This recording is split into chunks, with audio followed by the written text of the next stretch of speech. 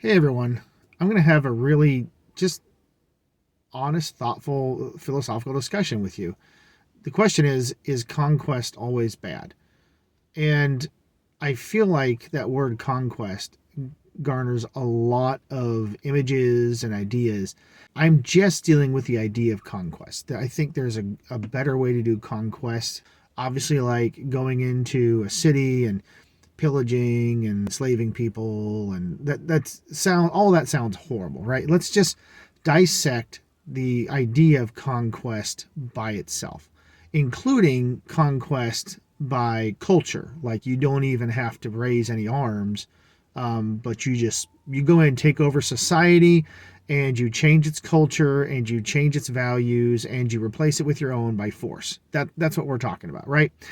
I think in America, our perspective is that conquest is always bad, right? Even though America's done plenty of conquesting, but our modern American mindset is like, if you go and you conquer somebody, you're taking away their culture and their identity, and they have a right to their culture and their identity, and we don't have a right to go in and take that away from them. And I think that gets you so far, but then you always run into this issue: what do I do when people do bad things or have really, really toxic and poor cultures, right? And I mean culturally poor, or values poor, or spiritually poor. I don't mean just physically poor. That doesn't matter. I mean, it's not about poor. I don't care about that. What it really is about is it okay to take over society and conquer it? And the reason this is such an important discussion, because people see conquest in things as holy and as sacred as the Bible. And you have the Bible showing the story of the Israelites being told by God, go into Canaan, take it over, conquer it, and then, subjugate these people. And that just seems like a horrible, horrible thing to do. It's horrible that America ever do it. It's horrible that Western powers did it. It's horrible that any other power did it, like whether they be African, Middle Eastern, Asian. Conquest is always bad. We'll start with the biblical one, because I think that is such a great example of conquest done in the name of something that, if it can be good, we can call it good. So let's just get some historical context, right? First off, God calls the Israelites to go into Canaan, and his specific instructions are to haram them, like the word haram. That's a very important word, right? Because in your Bible it gets translated utterly destroy. I actually did a video earlier on this, and it was a short, and there wasn't enough time to really go into this, right? But haram, people, when they look at utterly destroy, they think like everything that is like completely burn it down, kill everybody, take the babies and dash them to pieces, and everything that used to be mentioned in syntagms in ancient history. Because like the syntagm is very common in ancient history, where like the Egyptians used to love to do this, and the Assyrians would do this, the Babylonians would do this, where they would basically, that was the language at the time. It was like they would go in, they would conquer a place, and they would come back and say, we decimated them, we dashed their babies against rocks, and we took all of their women, and we took all these slaves, and we lined them up, and we executed them, we left no one alive, and their whole seed is ended, and blah blah blah blah blah, and they did all this stuff. And then of course the other side, which fought them in a stalemate battle, like this happened with Merneptah when he fought the Assyrians. And this is recorded on the Merneptah Stele, has this exact language where Merneptah leaves none of them alive, destroys them all, and then the Assyrians have the same account from their perspective, but they left no one alive and they killed everybody. And so obviously we're making this up a little bit. It's kind of like, it's a little bit like sports talk when you read an article and someone goes, Chiefs destroy the Bills, 30-10 or something like that. And you sit there and you go, okay, did they really destroy them? It's not like they burned down their stadium and took all their players and killed them. And this is like, no, it's a syntagm. It's like, it's supposed to represent something. They want to feel good about themselves, pump themselves up. That's what they would do. That's propaganda. So there's a lot of that language in the Old Testament, and they all used to do that. And that was pretty common at the time in that part of history where the Old Testament is being written and all these events are taking place. But God calls them to go in and haram. And haram doesn't necessarily, if you think about it as that, you're going to run into problems, because there's actually a passage in Exodus that actually defines haram, and it means to break down altars and sacred sites, to force the end of the cult worship, and to basically put them under subjugation, right? There were specific examples where they were supposed to, there were a couple of examples where they were supposed to potentially like not leave everyone there to drive them out, but wipe them out. That's very different. There's a very specific example later on in Samuel where Saul is supposed to go into a city and wipe it out. And he does not, and Samuel calls him out on it. Is literally and this is from me studying Haram and doing my thesis in my master's program on it. That is the only place in Scripture where Haram definitively seems to mean wipe everybody out. Nowhere else in Scripture does it mean wipe people out. None of it. You can always take it, and once you realize from that passage in Exodus what Haram means, everywhere it's mentioned, Haram just stands alone. So everywhere that you read complete destruction, annihilation, you're reading into the text. You're creating your own definition. There's only one place where it's supposed to wipe people out, right? And that's that one place, and it's because God had cursed them for great sin they'd done in a society they had years prior, and Saul was supposed to complete that, which never got done, right? And so it's a very specific example. We don't know all the reasons for that example. There's plenty of argument about, like, obviously, like, genocide in and of itself is not righteous, is not good, but there's a reason that among all the religions in the world, you have in the Bible, you only have one example, only one, where God specifically orders that to be done, right? And nowhere else does he order that to be done. Everywhere else, it's just a conquest, right? And it's basically to take them over and force an end to their religious system. Now, you can take a look at this, right? And like I said, in comparison to other religions, because there's plenty of other religions where all throughout human history where conquest and destruction and annihilation is very common, and it's encouraged by the God. And so this is actually like an outlier in this time period. Like, what? They didn't go in and just kill everybody? That just, like, who does that, right? It was crazy at the time to go in and conquer somebody and not just kill them all and enslave everybody. So, that was left, like the kids. So, this is different, right? The Old Testament, like what God does in the Old Testament is super, super different and has a much higher bar and a much higher goal than what everybody thought of in the ancient world.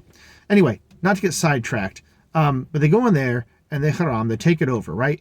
And you think, like, even if they take it over and they religious freedom is a big thing, and that's very important. We hold dear to that. Like, in America, you need religious freedom. And why would God do that if that's not cool? That's not gracious. That's not very, doesn't seem Christ-like, because Christ was very gracious, right? His examples were never to the disciples, were never to go in and wipe somebody out, never to do that either. Never to go in and conquer them and take it over by force, right? That was never what they were supposed to do. They never got told to do that. In the Old Testament, though, you have them doing this. I want you to know some things from history that you don't know. Number one, the order of Melchizedek. Melchizedek was a priest and a prophet that was in Salem, which was Jerusalem at the time of Abraham, okay? And at the time, he ministered to Abraham. Melchizedek is mentioned in the Bible as being the priestly order that Jesus is descended from. If Jesus is descended from his priestly order, Melchizedek's a good dude. He's not a pagan. He worships God, and he must be worshiping God well, right? In order to be honored with that lineage and to bless Abram. And there was a righteous center of worship of God in Jerusalem. Now, since Abraham left and his descendants grew from there, they went to Egypt, got enslaved, they came back. Over the course of that, 400 or 500 years, what had happened? All that had disappeared. Other people that came in, and if you know your history, like the Syrophoenicians, the Philistines were part of that, but they had taken over that whole area, and that righteous cult was gone. They may be ancient cousins of Abraham, Abraham's descendants, but they're gone, right? They're wiped out. There's no longer a righteous anything there, right? In fact, let me kind of explain the cults of Molech, and so you can tell what was kind of going on at the time, right? So what they used to do, and this is great, if you ever read anything by Jonathan Cahn or anything like that, he has some great examples, and he'll teach you all about Molech, right? Part of the institution, their religion, was not just to do, to treat each other poorly, to take advantage of each other and have just overall a toxic society, but to sacrifice their own children to Molech, right? Live children. We're not talking about, like even those of you who draw a line at being born in the womb and not being born yet, right? physically, like out in the world, crying babies or a little bit older children, sacrifice them on the altar to Molech. They would do that, and they would burn them alive. And then, not only that, in order to invoke the god's blessings and fertility and things like that, they would do detestable acts in front of the altar as the child is literally burning alive on the altar. Now, I don't know what your litmus test for a toxic society that can afford to be conquered is. But let me just put this into perspective, okay? Because some of you are still probably saying it's okay if they don't, then it's none of their business, right? It's like every nation has a right to its own culture and its own ideas and whatever. They don't need to take it over. Like, that's not right of them to do. It's still not right. Let me put in this perspective. Let's take this and put it on a micro level. If you live next door to a guy, right? And you have your family, he has his family, and you catch him, whether it's through his window, whether it's in his backyard, and you catch him molesting his family members, younger, whatever, right? You know what I mean? Would you do anything about it? Or would you be like, it's not my business. You know what? He has a right to do things in his culture how he wants. No, you would do something about it. I hope you would. You'd call the cops, right? And they would come and take care of that. Okay? Now, granted, on a nation-to-nation scale, there's no cops, right? There's no police force with higher authority over everybody that's supposed to govern this stuff. And so you would have to get involved. If there was no police and you were both homesteaders doing the same thing, and there's never going to be any other police, right? Maybe it's post-apocalyptic scenario. I don't know, right? But you're not dependent on each other to live, really. You just, or maybe a little bit you are, I don't know. But he still does evil things. Would you go and do something about it if he's doing that to his kids? Now, maybe you wouldn't. Maybe you'd be like, well, maybe you say you would, but maybe in reality you wouldn't because you'd be afraid of the repercussions and you don't want to deal with it, right? I don't know. Maybe it's not the line. Well, let's draw the line back a little bit. Let's say that he's actually impregnates somebody. Maybe he actually sells some of them out for slavery, right? It's getting pretty bad. As far as just so you know, that's not a conspiracy theory like Rolling Stones and CNN are telling you. That actually happens. And it's very well documented. And the church has been fighting it and sending covert agents into it through its institutions for like 40 years. And now the world's finally catching up and realizing this is a real thing. So welcome to the real world, rest of the world. But, would you do something then? Have we crossed the line then? Would you make it your initiative to go and do something about it now? I think most of you are on board now, but let's just take it a step further. Not only are they doing that, the firstborn of every family, right? So everyone in society has participated in this, right? We're talking about ancient, Canaanite society. But let's just say that he's not only doing that, your neighbor literally straps someone to that altar and burns them alive. And then they do all those detestable acts in front of it to invoke the god, and that's how they worship. Are you doing something now? Did I finally get you involved? Because this is literally where the Israelites are. This is their neighbor that they conquer. This is what they're doing. I don't know how to make it any more clear. Like, if there's anything that warrants you being conquered and taken over, it's the fact that you take innocent children that have done nothing wrong yet, they haven't even lived their lives, and then you throw them on an altar and you burn them to death. That is a level of evil that none of you should be comfortable with. And if you are, I'll pray for you. That's very bad. And I on top of a toxic culture, where they take advantage of each other and they lie all the time and there's not trust. On top of that, and he doesn't even say go in and wipe them all out. He just says go in and haram, conquer them, break down those altars where that is happening and keep them from worshiping like that.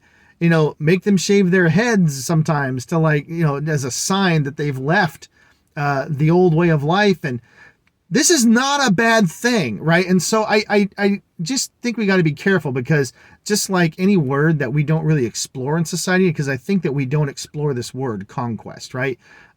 We love it, gets thrown into imagery, and people play video games so they conquer, and we talk about in history, but conquest just gets out there as like this evil thing that's always bad. But is it really just by itself? And I'm going to say it's not. Just by itself, it's not evil. What's evil is everything that can go with it. and that humanity and its brokenness and its fallenness tends to do when it's responsible for conquest. Because you hear that over and over again. The city or nation gets conquered and all these atrocities happen. It's like, but if you could do it without the atrocities and make their society and their culture better so that they're not burning people alive, like that seems good to me. And I want to know your thoughts and what you think about it. I don't think I've changed over the last 20 years. I think 20 years ago I had the same thought, but I've been able to put more words and academics behind it too. So, but I just want to know what you think. Do you think that this is something that's okay? Is it viable? Do you agree with me, or are you still of the mindset like conquest is never okay? It's never okay. It doesn't matter what the scenario. You never have a right to do that. Drop a comment. Let me know what you think. I'd love to hear from you, and I'd love to even expand on that. You have a better idea, a better thought, I will take it and I'll explore that and I'll run with it. But I appreciate you listening, taking the time.